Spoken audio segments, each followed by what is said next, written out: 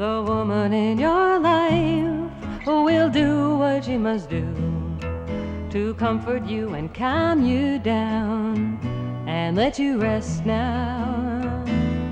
The woman in your life, she can rest so easily.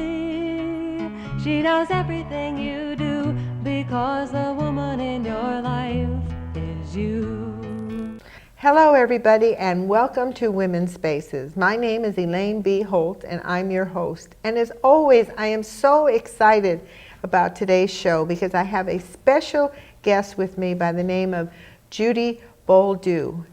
Judy is a very, very interesting woman that I had the pleasure of meeting through one of the producers here at the Community Media Center.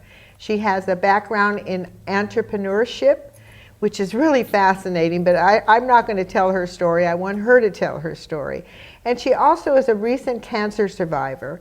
She had suffered from a brain tumor and has gone through all kinds of therapies and all kinds of different things. And here she is on television being interviewed by me on Women's Spaces, which makes it just thrilling. I mean, I'm so proud to be sitting next to her. Another good thing about, a positive thing about Judy is that she is on the board of directors for the Council of Aging. And she's also doing a program that she is very, very passionate about. And I want to make sure that I get the right name to it. It's called, where is it? It's called the Friendly Visitors Program. And it matches isolated, lonely seniors with volunteers who visit them regularly for companionship. And it's just a fascinating, fascinating program. I mean, I didn't even know anything like this was in existence. You know, that's the joy of Women's Spaces. You know, we get to know about all these different ordinary women doing extraordinary things. And I have to admit, after listening to Judy, I find her to fit that bill exactly. So welcome, Judy. Welcome to Women's Spaces. And what I like to do, the way I like to start the show out, is I like my guests to tell me just a little bit about themselves. You know, one of the things that I found just utterly fascinating, that you actually rented a home on Balboa Island in Southern California. But among other things, tell us your story. Give us just a little background about who you are. Elaine, it's hard to know where to begin because I have done a few things. I've had a ranch in Minnesota.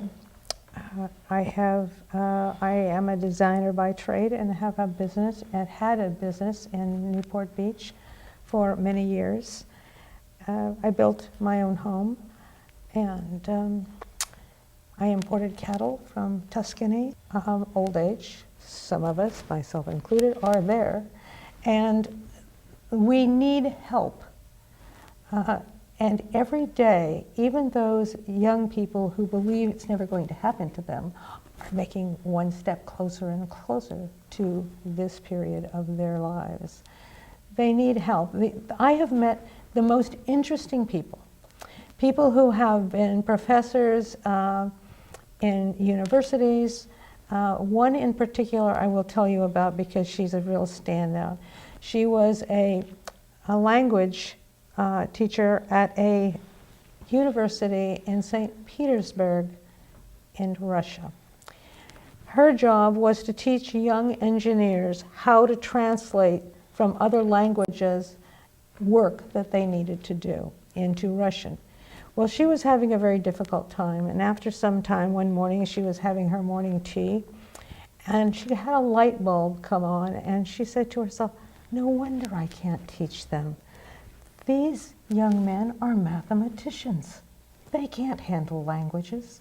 So what I must do is develop formulas for them to follow."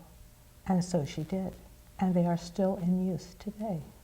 And she was able to break that barrier and teach these young men how to translate from other languages into Russian. Well, what's so interesting about that is that instead of saying I can't do it, instead of saying they're impossible or I can't work with engineers, she found out what was their hot button, and then she practiced, and then she developed a course to work with her. You know, that brings me into another thought. You told me a very interesting story. I mean, having survived your brain cancer, which in itself is just an amazing thing. I mean, when we go through things like that, I know I myself went through something like that, and I know how traumatic it can be and how discouraging it could be on some points, but yet you came through it. And I'd like to go back in your life a little bit when you were telling me the story about when you were a rancher and how you gained your basic philosophy of working with people and helping people and touching people. Can you tell me that story? Tell our viewing audience. Certainly. I was probably in my late 20s, and I was in a grocery store, and in those times the grocery store was everything to their clientele. They had our clothing, they had our groceries, they had our meds, they had everything there. And I met this woman who was my neighbor who was somewhat simple in a aisle, and I didn't know what to say to her. I was embarrassed, I was unexperienced, and so I just kept staring at her, and then I was looking at the floor and I was feeling so inept. And then all of a sudden I started to scan up, and I was looking at this woman standing before me. Oops, it's going to stay there. Before me, and all of a sudden it came to me. She was wearing this like little blue gingham dress, and I said, you know, Mrs. Qualley, your dress is lovely. And I saw this woman's face just change before me, and it was like so filled with joy.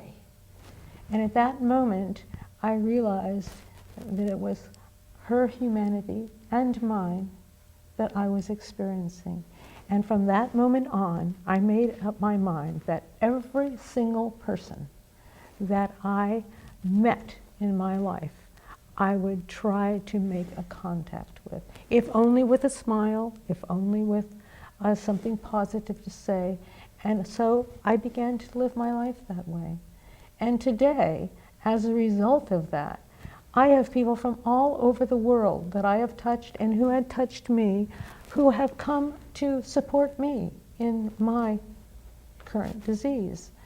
And it's a wonderful thing. And without all of these people reaching out to me, I would not be sitting here with you today, because they are my support system. But what a beautiful story that is. But you know, what it demonstrates, though, when you say reaching out and touching people, and just doing it because that's what you've discovered for yourself, and then all of a sudden when you have your challenge, all of a sudden all that comes back to you unexpectedly. Exactly. And it kind of reminds me of the old rule of do unto others as you would have them do unto you. What do you think about that idea? I think that's probably another way of saying what I've been doing and how I've been living my life. It's so important. I mean, It people is. don't recognize that. Well, you know, I know you've been an entrepreneur at many, many, many different levels. Would you like to share some of the things that you engaged yourself with as far as business goes? Certainly.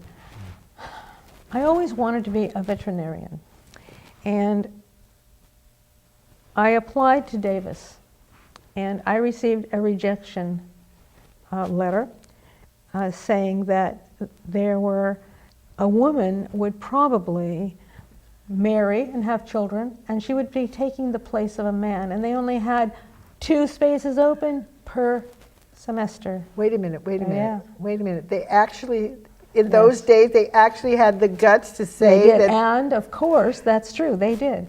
And so I started to cry, and my mother said to me, "What is the matter with you?" She said, "You know, you have never taken no for an answer ever."